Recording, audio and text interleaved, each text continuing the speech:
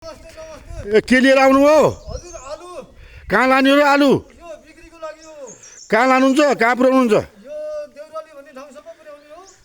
त्यहाँबाट फेरि गाडीमा पठाएर गाउँसम्म पुर्याउने हो। गाउँ गाउँ गाउँ कहाँ पुर्याउने हो नि? यो हाम्रो यही बाङ्गसिङको यो बाडुगा भन्ने ठाउँमा पुर्याउने हो। ल आउनु आउनु। अनि आफूले नखाइकन कहाँ आलु लानुपर्छ नि अरूलाई? हजुर व्यावसायिक रूपमा धेरै लगाएको। हजुर अब लगभग 10-12 मुरी आलु भयो। हजुर।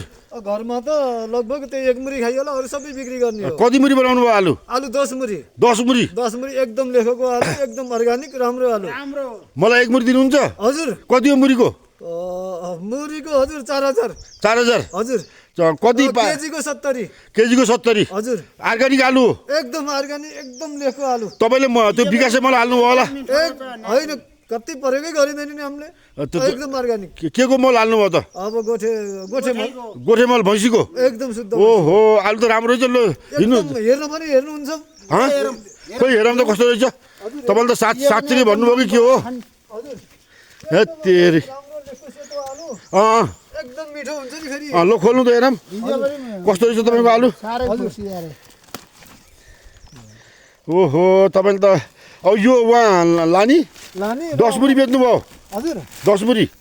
हजुर त्यति बेच्ने हो। ल ओहो, खोइ आलु देखाउनु त। लेखको आलु ल हेर्नु। लेखको आलु यो गोटीकालाई दुइटा देखाउनु दियो त।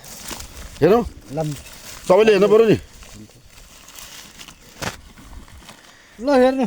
ओहो, लेखको आलु कति राम्रो रहेछ। ल ओहो, कति खाँदा यति मिठो छ कि यो त तपाईँको काँटा चट्ट गुन्द्रुकसँग मिसाएर हजुर होइन कोदाको ढिँडोसँग एकदम च्याट्ट डोबेर खाँदाखेरि त आहा गजब हुन्छ नि। अर्कै आनन्द अर्कै आनन्द हुन्छ है। एकदम। ल हस्, धन्यवाद। ल हस्। हस्। ल